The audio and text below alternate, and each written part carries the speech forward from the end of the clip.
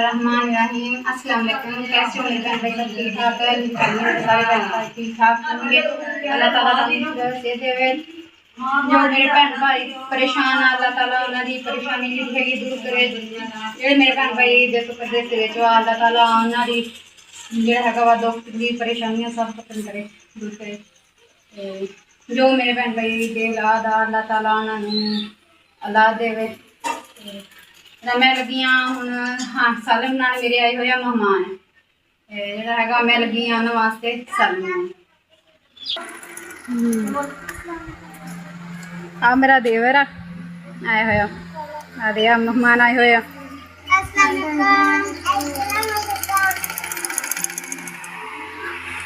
अस्सलाम साडी तरफों भी साडे तमाम भैन भरावां नूं अस्सलाम सी के आए तो इतने फिर रह गया सीगा तो मैं चलो इसको पूरा करके दे देता। अस्सलाम वालेकुम सारे देखने वाली यूट्यूब फैमिली ने साडी तरफ सलाम हो गया।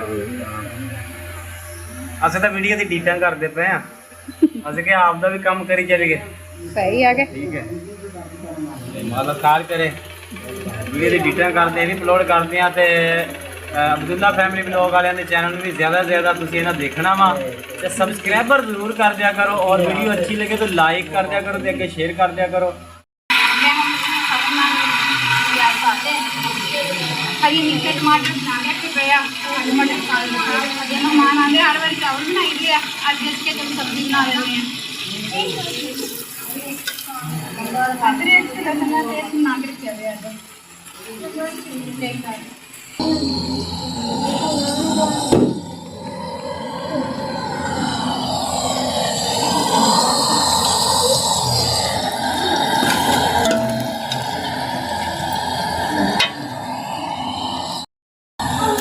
लसन जड़ा है वह पाता वा प्याज लाल हूँ पिस के हूँ लसन पा दिता वा लसन भुनते हैं।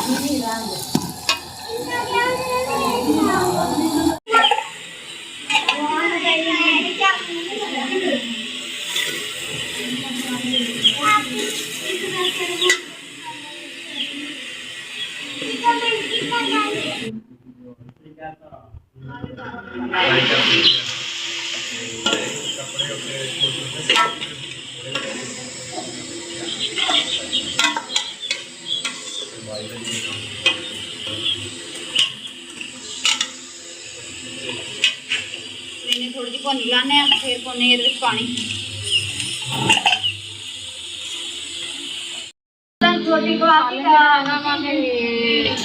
नाले पानी लाता वा भुनी ला के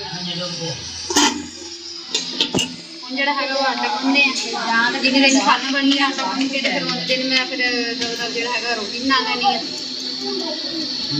फिर मेहमान किन्ने मेहमान ने वो भी काले हुए हैं कहते असं अपने घर जाना मैं क्या चलो हम रोटी खा के फिर जाइए दोपहर के आए हुए अगर बच्चे छोटे छोटे नाल बच्चों तो भुख लगी होनी है मैं किसी भी रोटी रोटी खा के फिर जाइए रोटी बना रोटी तो जो बनाई जाऊँगी मेहमानों को उदा का जोड़ा है नाल दी जाऊँगे गरम गरम रोटी क्योंकि नवी कणक है रोटी जी है वा काफ़ी आकड़ जाती है फिर रोटी खा नहीं होती हैगी रोटी बनती वैसे बहुत औखी है तो फिर नाल ही सुक जाती है।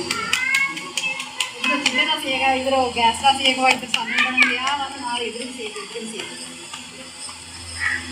थोड़ी बहुत औखी सारी पक गई है।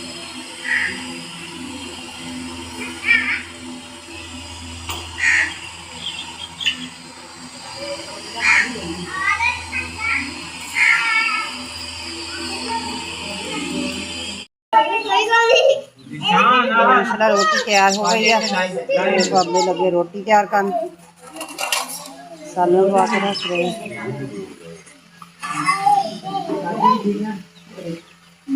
सालन कादा भाभी आलू ते मटर आलू मटर